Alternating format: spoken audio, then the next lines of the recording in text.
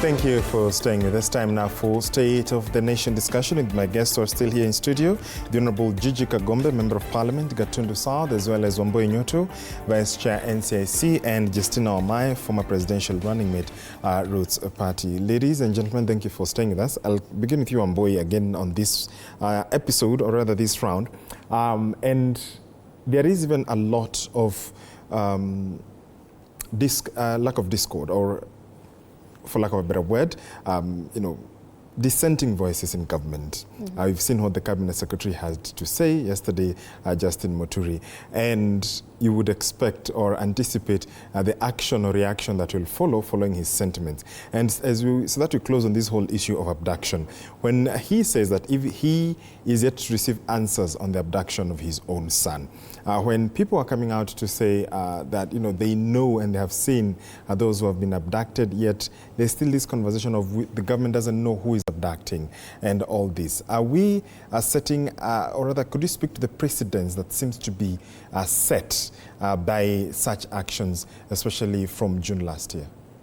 Yeah, it's very unfortunate that a sitting cabinet secretary in government has no one to cry to except to the public. He cannot cry to his colleagues in government. He cannot walk into the DCI's office and ask him who abducted my son. He has nobody to run to except to come to the public and seek the answers that Wanjiku himself is seeking. This shows a state of desperation, and it just shows the extent of the rot that we have around. If the son of a whole attorney general, someone who has served in this country as a speaker of the National Assembly for 10 years, someone who has been a former member of parliament, a magistrate, someone with a huge track record to his name, can come out and cry that his son had been abducted. What about Bernard Kavuli's father? What about Billy Mwangi's father? Who else can they run to? It just shows that what Kenyans are thinking is what exactly is happening. And if someone is courageous enough to even come out and speak, regardless of whether their job, they lose their job tomorrow or not, it just shows that surely there's nobody who cares for Kenyans. It just shows that this will continue to happen. Nobody is listening to the cries of Wanjiku. And these heinous acts will continue to happen under our watch, under the watch of the media, under the watch of social media, under the watch of international media and all that. So, George, you're asking who is abducting Kenyans. I don't know. You don't know. But in the minds of everyone, we can all guess who is abducting Kenyans. As long as we cannot be able, we have not even seen any investigation happening. For example, the people who were abducted at the glares of CCTV cameras, the cars' number plates could be seen. These men, their faces were all over the internet. If we want to know who these people are, it is very easy to get to know them. I would imagine that it would be very easy. But nobody wants to do a serious investigation into it. So I think it's just a way of trying to silence Kenyans. But I would imagine the way to silence Kenyans is by working for the people and just listening to them and doing right by them. If our leaders listened when the people spoke, when they said, we do not want an increment of taxes, we do not want this finance bill, we are tired of this university funding model and so many other things. We do not, this fertilizer is fake and so many other things. If our leaders listened at that time and acted on those issues, we would not be in the state that we are in at this moment. The Gen Zs could not have gone to the streets. And the youths could not be using their time that they're supposed to be working to be drawing cartoons in the internet and sharing them all over. They would be working, So I wish the leaders that we have could listen to what Wanjiku wants and act by them, because the government has the resources to do anything that they are able, that the Wanjiku requires of them to do. Mheshimiwa Gigi Kagombe, so why would Kenyans then ideally turn to? They are waiting for Parliament, the House, to question and probe further. I mean, where do Kenyans go to? First of all, before I come to that, it's very sad, it's very unfortunate when I listen to Wambui Nyuto talking about employment of the youth. And I expected better from her because having shared an alma mater, of course I know what happens at the University of Nairobi is not what she's talking about, because I would have expected better of her, because we know how to create jobs. And we must stop discussing these things as isolated cases. And the state of the nation, what I would expect is for us to discuss the actual state of this nation. Do we have an economic problem? Yes. Is there rampant unemployment? Yes. Do we have generally people frustrated and feeling a certain way? Yes. Shall we get this solution by going to the streets? No. Do we have a political problem? Yes. Will we get a solution to our economic problems by political rhetoric? No. If you're hungry, the only thing that fixes your hunger is eating. You cannot go and sing and get food. You cannot go pray and get food. You have to eat. We have an economic problem in this country, and we will have to address it. The economic problem we have is that, and it's not something that has just come. President William Ruto did not come with jobs. And if you look at the statistics, you'll find that we had an additional 700,000 formal jobs in 2023 than we had in 2022. And if you look at the employment scale, and it has been rising. But you ask yourself, how do we create jobs? Is this something that you do overnight? No. Jobs are created through fiscal policy. And fiscal policy, the greatest piece of fiscal policy is the Finance Act that comes and says, last year we had imported goods worth 3.6 trillion and created a deficit in the balance of trade of about 1.6 trillion Kenya shillings. How do we fix it? We have to create fiscal policy that allows for more local manufacturing and production as opposed to importation. Because that is how we create jobs here. Because every time we go and get goods from other countries, we are actually creating employment in those other countries that we are importing from. But that said, I want to look at this scenario because for us, if what we are interested in is putting an end to the problems that we have, we shall have to be candid with ourselves and stop hiding our heads in the sand and address the issue of economic development in this country. And there's nobody there will be no president who will ever come and create employment without fiscal policy. It doesn't happen in this country. It doesn't happen anywhere in the world. We will have to sit and agree that there must be proper fiscal policy. And it's not easy. Okay.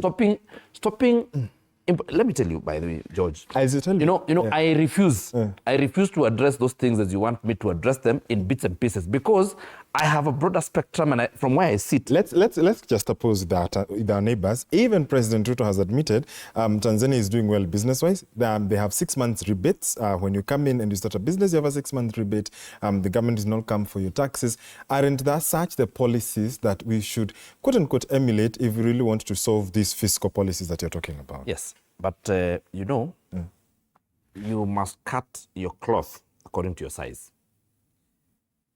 Tanzania, the problem with our country is that we have, when I used to be in the media, we would get a brief from a client and we would normally say that the brief from the client is this big, but they have this size of budget. That's what happens in this country. We have expectations. Everybody wants a road here, a school here, government, the expectations of government that we put ourselves as politicians.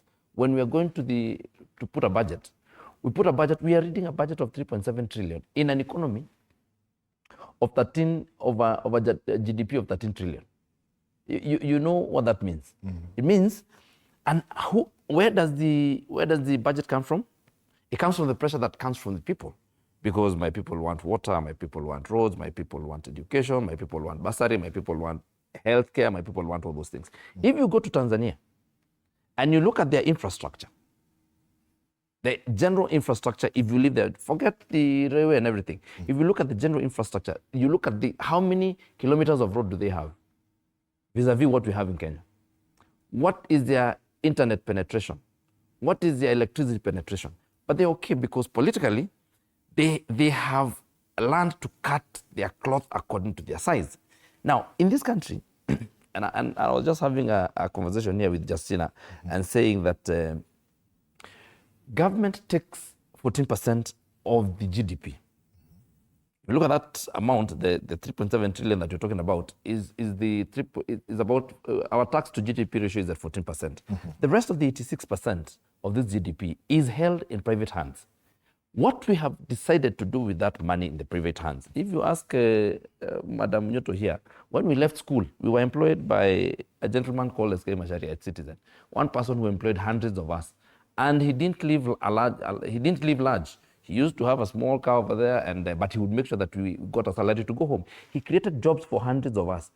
If you ask the people who have been given privileges, who are 40 years, who are the age that SK was when he was employing us, and how much jobs they've created for the people behind them, they will tell you that what they have is big cars, they drive Range Rovers, and they drink very expensive alcohol, and they are all over in these expensive bars and in Airbnbs. That is how we have decided to spend our money. Okay. And what we have decided as a country is that we will compete who exports more money than the other, who brings in a guzzler, who we no longer compete against who has best production, who is employing the most people. That we stopped.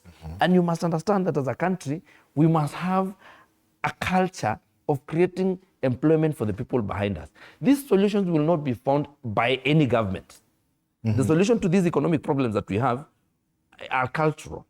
They will not be created by any government. There is no government, even if we gave Wambui to the presidency next year, or 2027, she will still, by the way, let me tell you, if you got all the crop of leaders, all the MPs and the president and all the MCAs, and you remove them from this country, and tomorrow, we will still have no employment. Okay. Maybe George, just a moment before you go to Mheshimiwa Justina. I think Mheshimiwa Kagombe missed the part where we saw that construction in Kenya has gone to an all-time low. We are now 22 years behind in terms of construction. During Moi's era, the rate of construction then is what we are experiencing now. So what is the magic that was done by Mheshimiwa Kibaki during his 10 years?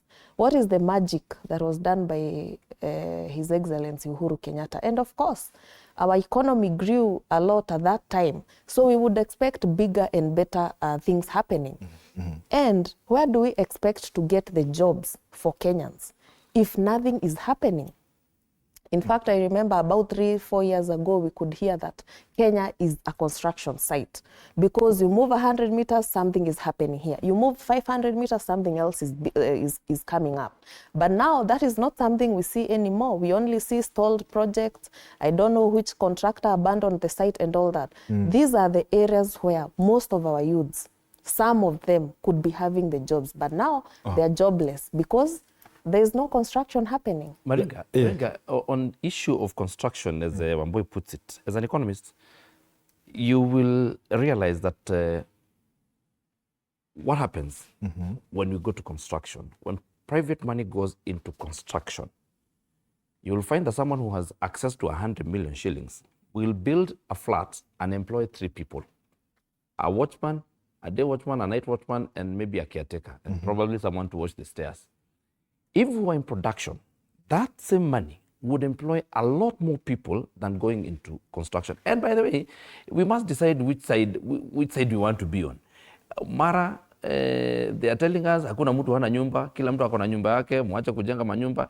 But it's because they fail to see the bigger picture. That government wants to take over housing so that private money, because private money is what actually employs our people, so that you take that private money, you encourage private money to go into other modes of investment that will create more jobs than housing.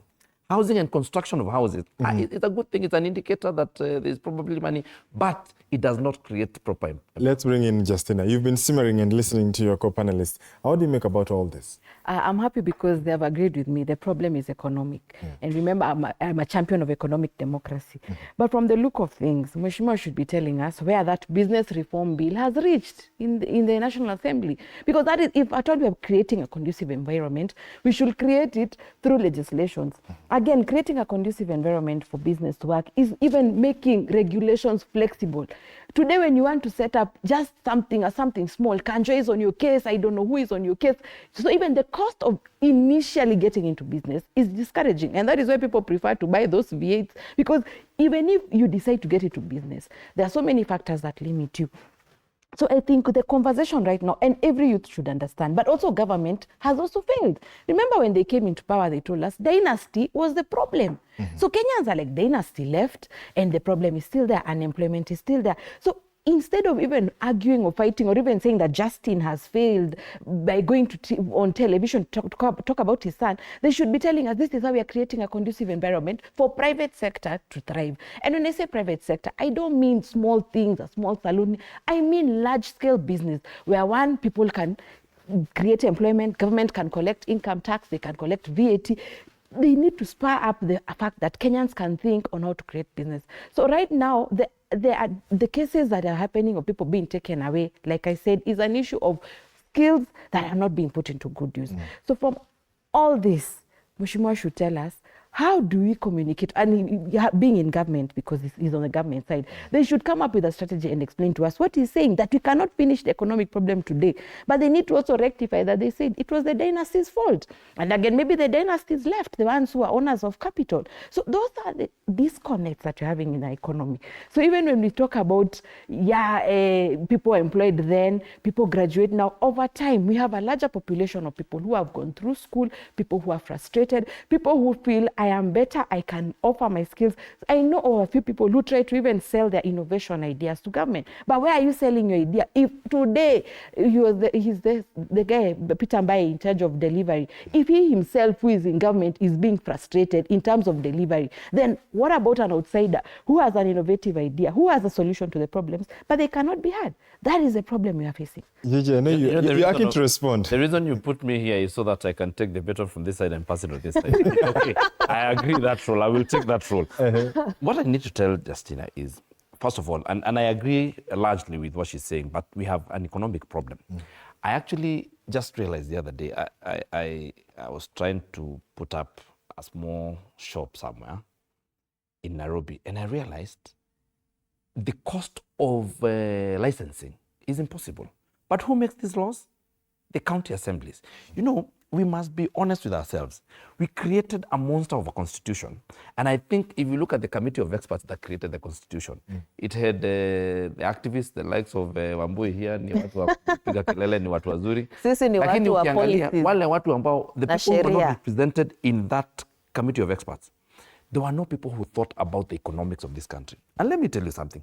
We are running a bloated government. We are running a completely bloated government. Tell me the role that Wambui Nyoto serves at NCIC. Tell us the role that you serve in Gatondo South, and you haven't been there for 3 months. Wait. You know, we say these things. You ask her what she has done for the last 6 years that she's been in the I will position, tell you. And you realize that the Constitution did not think about the cost of funding the roles that they give and the functions that they give to different commissions. I don't know what. We have a parliament that has 349 people and a senate of, I don't know, 60. What? I'm being honest, by the way. This thing, I'm not saying because I'm the member of parliament that I say parliament is good. It's bloated. We have 349 members of parliament. We have, I don't know, 1,400 something MCAs. We have Wanjiku, you know, when the gentleman called Ekuru Okot was running and saying Punda amechoka, he was actually serious, and I supported that initiative, that Punda amechoka, because we have burdened Wanjiku with so much bills to run a government that we have. Can you imagine in the budget that we did not pass, that the president didn't sign, of 3.7 trillion shillings, only about 700 billion shillings was going to development. The rest of the money is to support this bloated government and to repay loans that have been taken to also pay this government that is bloated. So that is one thing. And therefore, when you look at like cost of making business, you know, ultimately what makes sense is even those small businesses are important. They create, over time, they create employment, because if you're able to invest your 200,000 shillings in a whatever business it is, a salon or whatever, you will have in some barber shop, you'll have some 2, 3, 4 people that you will have employed. So if you have 2 million people who have such jobs and have taken over 3, 4 other people that they have given meaningful employment over time, it will be good. But are you going to touch the county governments and tell them how to make laws and the money that they're going to make? You won't. So what we did is that we devolved, even this devolution, we devolved a legacy, an embezzlement of funds to 47 centers. So we created a monster of a government. And that will have to be addressed if you're going to have peace and if you're going to have employment. Because when people are employed, and these things, you're not going, nobody, I tell you, Justina, if you took this position, if you are now the deputy president, you would not have come with jobs from your house. You would have had to come and create a conducive environment to do that. And it takes time. And that is why we're saying that, for example, that's why we're doing business, the act on business reforms. Business reforms. And many other small pieces of fiscal policy that would encourage investment into this country by locals and also by people from outside this country. You know, George, when Mheshimiwa speaks, you know, it's even getting funny, because a lawmaker is ranting on TV about how we have the wrong laws. You know, it's unheard of. He should tell us what laws has he proposed, what bills has he proposed in Parliament to assist businesses. Because if you try to open a business today, apart from those county licenses and all that, you also have KRA that takes almost everything, every single profit that you make in that business. And that is why you have businesses opening 6 months down the line, 1 year down the line, 2 years down the line, they are closing. Again, the inconsistency of the taxation that we have, meaning nobody can be able to project that when I invest in this business, in the next 5 years, these are the profits I am going to make, because these are the profits these are the taxes I'm going to make, these are the running costs that I'm going to have. But we have lawmakers who change the taxation regimes every single year, meaning business people cannot be able to project that next year this will be this particular amount is going to go into taxation. Again, if we have a bloated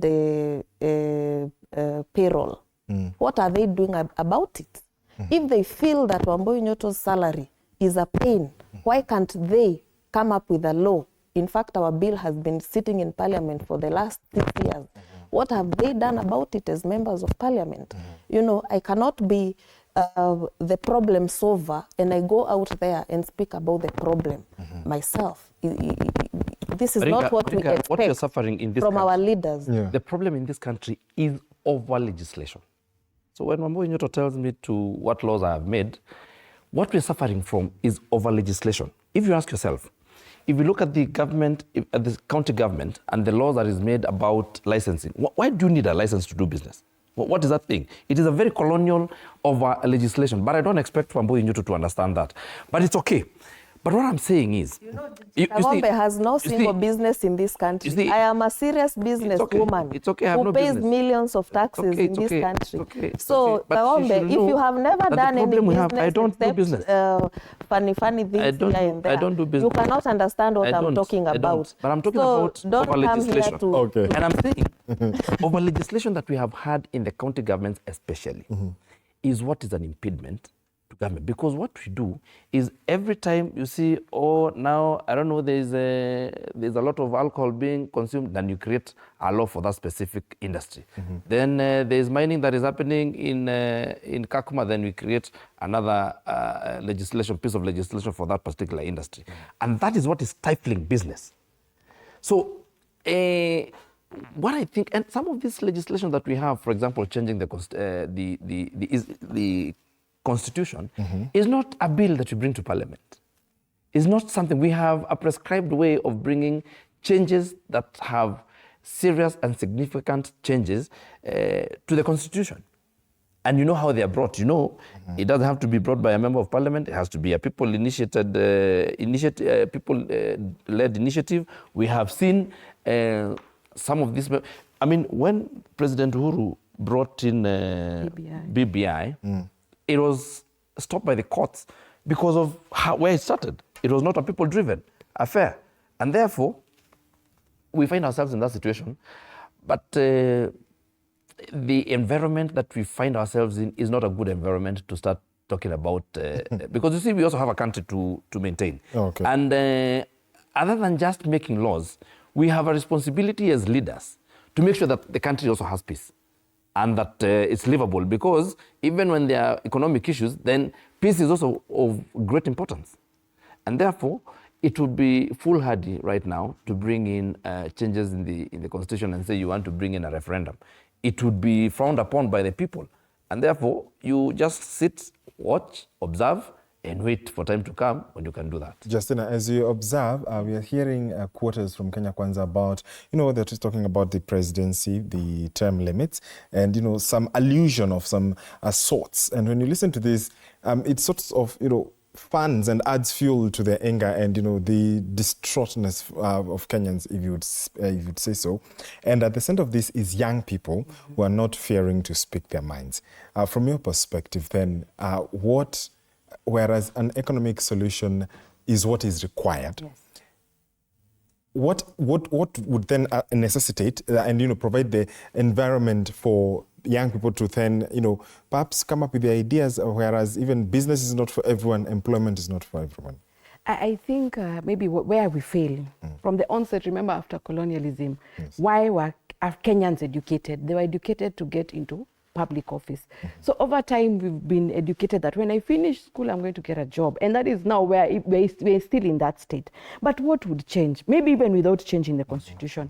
Remember, the only sector that is thriving today is politics and being in government. If you ask someone today, even our parents, they know when you get into government, you're going to make money. So probably if we create a conducive environment for even private sector to thrive, including even paying the tax refunds to these big companies. Remember, I think KRA owns around 16 billion as tax refunds. Maybe the incentives would be even paying them so that they feel motivated to continue having business in Kenya. Also, ordering the disorder in the factors of production, like energy, cost of energy. Those are conversations where government should have a round table with the private sector, and then they tell them the pain points are here, we can make profit when you do this and this. Because remember, the role of government at this point is facilitating the success of private sector. So what would happen? One, let's focus our education away from employment. But number two, we have to make politics not lucrative. We have to make politics not attractive, hence making other options. And when I say private sector, not necessarily you owning a business. You can also be employed in private sector. There was a time people used to leave government and go work for private sector. Why is it so that now people are preferring, I don't want to go to private sector, I want to stay in government? Because it seems there's so much money in government, which the citizens are not seeing. So making the environment conducive so that even when government is collecting taxes, they avoid the tax base. But again, our education, do we sit back and ask ourselves, am I built to just finish school and get a job in government? No, there should be options for us and for the youth to be shown that even if you're a swimmer, you're going to university as a swimmer. That is a scholarship. And that is why even the problem you're having right now with the university funding. Kenyans are saying, no, government should make it free. It's not possible. It can never be free. But how much opportunity have we created that not all of us will go into university to do a BCom, to do a doctorate, to do whatever. Others can have opportunities. You drop away from here, you're a coach, you're a cricket coach, you're an athlete. As long as other sectors are thriving, we won't even have pressures of everyone wanting to go to the university and government is forced to pay university fees for people, or lowering or even increasing, as they're saying the model, increasing the fees. So there's so much beyond the business aspect, it also goes back to the workforce, us, and our education system. Wambui, and I see some comments on YouTube. Mwangi wa Shogi saying, watching from Muranga, say hi to Gadaya Muranga, Wambui Nyutu. And there is a lot that comes to NCIC in terms of even the moral fabric that we're seeing from his colleagues, you know. You remember that day there was funerals on both sides. There was literally so much agitation. Would you call that incitement? Yeah, first of all, hi back to Mwangi from Muranga. You see, it is them who make the laws. It is them who made the NCI Act. We are operating at the mercy of Parliament. How can Gigi Kagombe, being someone who is likely to utter words that may be insightful or something, how can he make a law against himself? You know, how can he allow that we have a strong act that will prosecute him? You know, it is not possible. It might not necessarily be Gigi Kagombe, but any other member of Parliament might not want to give NCIC the strong act that will be able to enable it to do its job. So we are having, and we are doing a lot. We are monitoring, and we have, in fact, our offices are full of files of people who have made these insightful and hateful and hate speech remarks all over the country. But what do you do with those files, Mr. George? What you do with them is that you forward them to the DPP. Once your investigations is done, you forward them to the DPP for prosecution. If the DPP chooses not to prosecute Mheshimiwa Kagombe, NCIC has no leverage to that. If the DCI refuses to assist with the investigations, then NCIC cannot be able to function properly. And that is why in the beginning in the middle of the term of the commissioners, there was a call that the NCIC gets prosecutorial powers, that the act is strengthened. And these bills were taken to Parliament. In fact, they have been sitting there for such a long time, but nothing has been done about them. So that being only one of the functions of the commission, the commission has very many other functions, but because this one specifically touches on leaders and politicians, then it gets the most airtime. The most airtime. Yes. Mheshimiwa Gigi, this year, the year starts with the vetting of the CSs tomorrow, the CS nominees. And there's someone who's even asking, instead of prioritizing, and whereas I know there is the rota and the schedule of Parliament, the recess and all that, priorities is what Kenyans feel are wrong when it comes to arms of government. And there will be the finance bill coming up again, the budget making process. Do you think that as the House, whereas you're not the Speaker, as legislators, whereas it's bloated, the priorities will still be set as we require as a country? I think, just a little before we talk about the priorities, I think what NCIC has done, and I have listened to Wambui Nyutu very keenly, she said that law, they imagined that law was made for politicians. It was made for people who incite, whether a politician or not. And if you listen to what she said, they have this thinking that NCIC was made for politicians, and that is why they have not been able to do their work properly, because I think they misconstrued the act to be directed at certain people. Because if you create incitement, when you are a radio presenter, a TV presenter, and you create incitement, you don't necessarily have to be a politician. But anyway, the act are politicians. You'll get your chance to respond. Now it's my turn.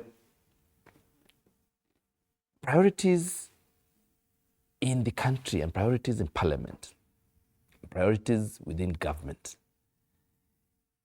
is really something that we must think about.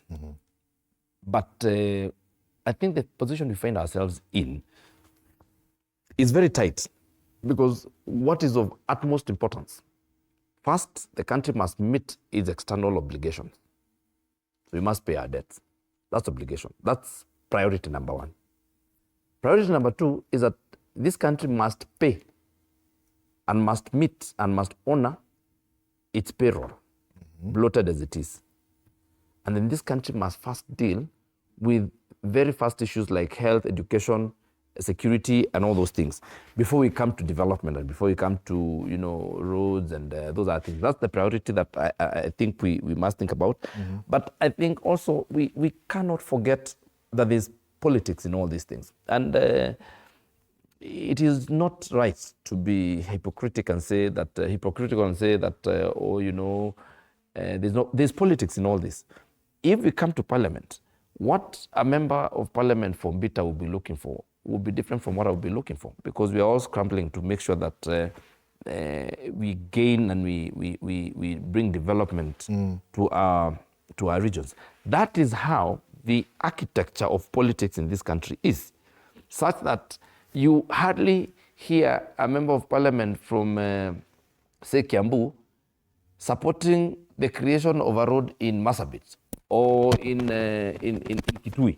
They will, if you hear, and you've seen it, that when you're talking about sugar belt and we're talking about sugar issues, the people who will be debating about that particular issue are people from the sugar place. When I'm discussing issues with tea, you will find that there's no member of Parliament who comes from a non-tea producing area who will be supporting your motion. Therefore, we must be honest enough that as a people, because you see, even members of those people who are there elected and they are looking at, making sure they do what is right by the people who elected them. And therefore, you find that priorities become a problem, depending, because priorities a lot of times will depend on where you sit and from the lenses through which you see the priority. All right.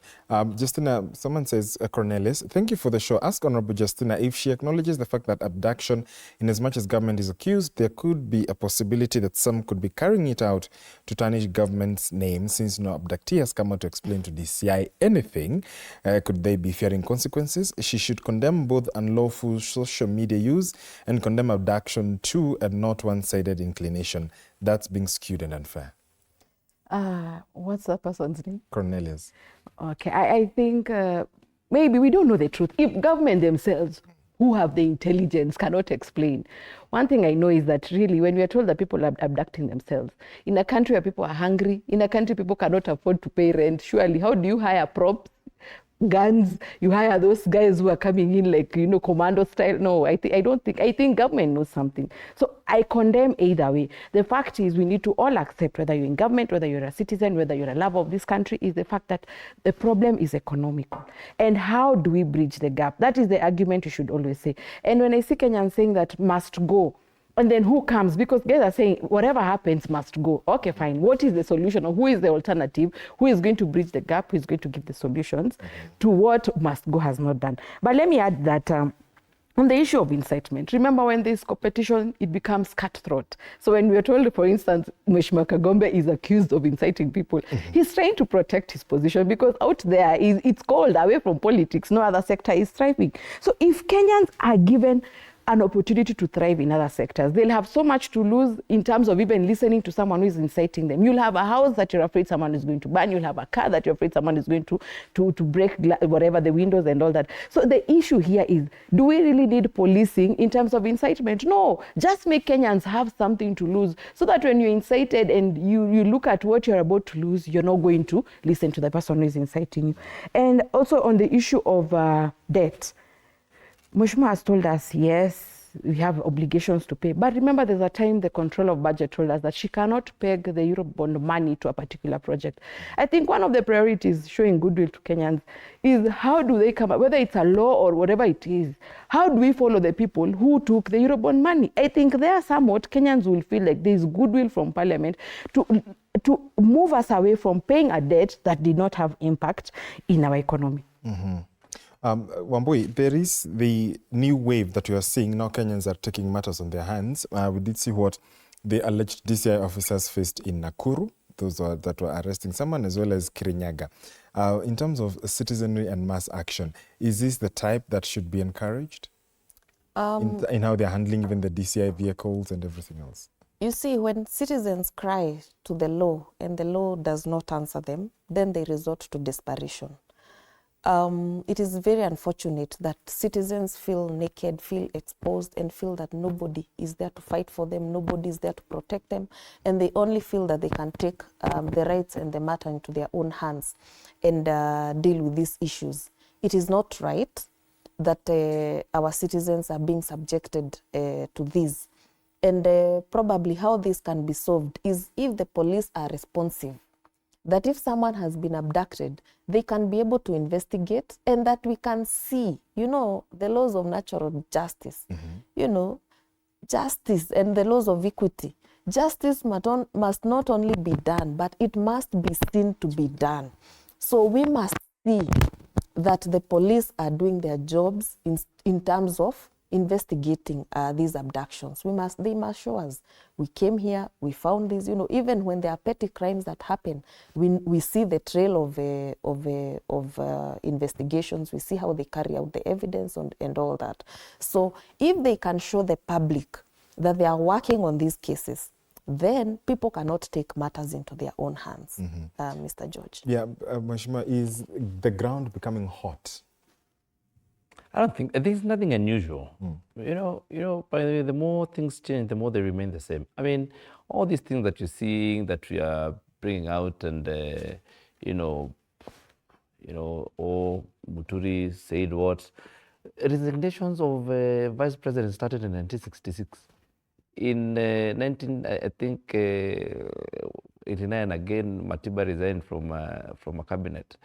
Martha Karua has resigned from cabinet. Raila Odinga has resigned from cabinet. Those are not things that are new. Those things that someone resigned, they're feeling frustrated. They started in 1966. There's nothing new. That's number one. Number two, I don't know how we expect the police to work while, you see, if a uniformed police officer is an arrest is not something that you do like in church. It's not receiving the Holy Communion where you come and bow before the police and then you... No. When there is a criminal being arrested by a uniformed police officer who is armed, and people come and round the police officer and say, you're not going to do this, then how do you expect them to do investigations? So we must decide what we want as a country. And number three, whoever you are, continue encouraging anarchy. It will bite you. And when there's anarchy in this country, it will come for you, and it will come for your neighbor, it will come for your mother. We were here in 2007, when the anarchy that was encouraged from 2003 and 2005 during the referendum went all the way to 2007 and resulted in chaos. The people who suffered is everyone. When we were in Parliament and people were beating drums of war about the finance bill, when the Gen Zs came, they did not save the people who had said no and said, okay, now you're dealing with the people who said this. No, they dealt with everybody equally, because we have, as a country, we have collective responsibility. And let me say this. The last line of our defense for this country is the Constitution. The moment we want to go and say, oh, now we're very frustrated, so we'll take things and the law into our hands, that is the beginning of anarchy, and that is the beginning of chaos, and that is the beginning of our collapse and the economic disaster for this country.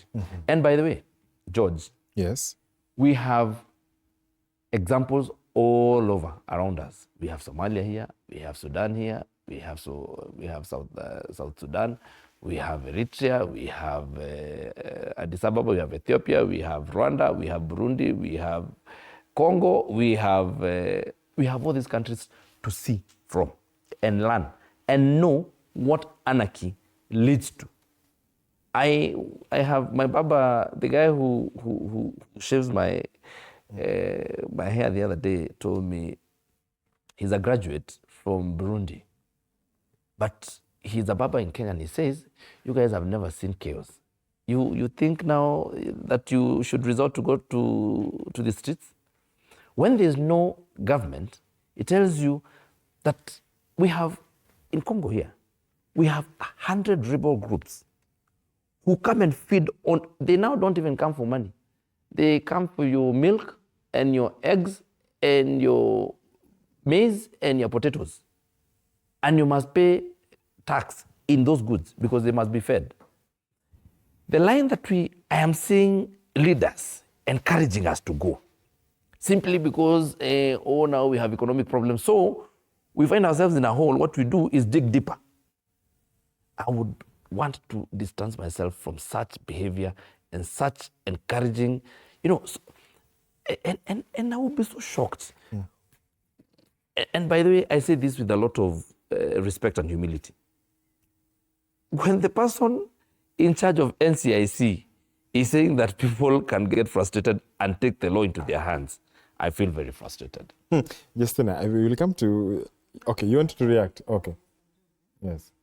Okay, of course, I would expect him to respond because it's interest. But everyone knows that is not what I said. I just want to inform him of the rights or the differences between an arrest and an abduction. I think Article 49 of the Constitution of Kenya. A uniformed police officer can abduct you and take you to a police station. Gives the right, clearly shows the rights of an arrested person, including when you are arrested, you are informed the reason for your arrest in a language that you understand. An arrested person has the right to remain silent. An arrested person has the right to communicate with an advocate or a family member, at least a phone call, to be able to inform the people of why they have been arrested. They have a right to be held separately from people serving a sentence and so many other rights that we have. But what are we seeing? We are seeing something that is totally different from what an arrest is. We are seeing people coming, being abducted, including being covered up and thrown into cars and being held in comunicado for days and days, over 2 weeks, And, those who have come out and they have told us what has happened is that they are telling us they do not even know who it is that had abducted them because all this time they could not see them. So is that really an arrest? Mr. George? Okay. No, I am not referring to. I am not. Mariga, you talked about 2 incidences, yes, which happened today, and those are the incidences I am reporting to. So again, one boy would want to misquote me and say that I'm talking about the abduction. But it's okay because it suits her interest. Not using and what is good for the goose is good for the gander. Not using our Justina, the issue of taking matters into their own hands. We did see the protests last year, and there have been talk of more that was supposed to happen at the beginning of the year. We are seeing what Kenyans are doing to these Subarus, the vehicles of the DCI and all. I mean, what is the thin line between we do not want lawlessness and following the law? The thin line between that is having something to lose. And remember, that when you have something to lose, George, you will not allow yourself to be at a point where what you own is going to be destroyed. And that is why when Meshma tells us that from today we are going to do this, we're going to pass the Rubicon, we might be like Congo. But the only way we can be saved by Parliament in general, including Senate, where Mheshimiwa sits, is influencing and shaping policies that make life easier for Kenyans, that make Kenyans busy, that make Kenyans have something to lose. I think that is the thin line. But I also want to remind Kenyans that there was a time, maybe we are discouraged because there was a time after Kibaki came into power, Kenyans would arrest the police and take them to a police station. So maybe Kenyans over time are frustrated because now where can we report this police? Where can we report somebody who is in power but is not doing what is according to the law? So the thin line is, can we do what is right? Can we have something to lose? Can we be busy? Because honest situation is that people are idle in this country. And that is why people are venting on other people. And someone is thinking that I am in this situation because of Wamboi, because of Kagombe, they're earning a salary out of our taxes. Remembering that you don't even pay taxes yourself, you're not employed, you don't do anything. But you're seeing that the people in government, the people who are earning a salary, are the reason why you're not moving in the right direction, or you're not achieving your vision as a Kenyan. So the thin line is have something to lose, that is through policies and legislations that are influenced in Parliament. Closing remarks, and beginning you, Mheshimiwa Gigi, and you have a message here. Hi, I'm Joel from Gatundu South, Mutumo area. Ask Mahesh when he will come to our rescue. We don't have electricity, we use solar. Gatundu? Yes. That must South be... Mutumo area. Mutomo.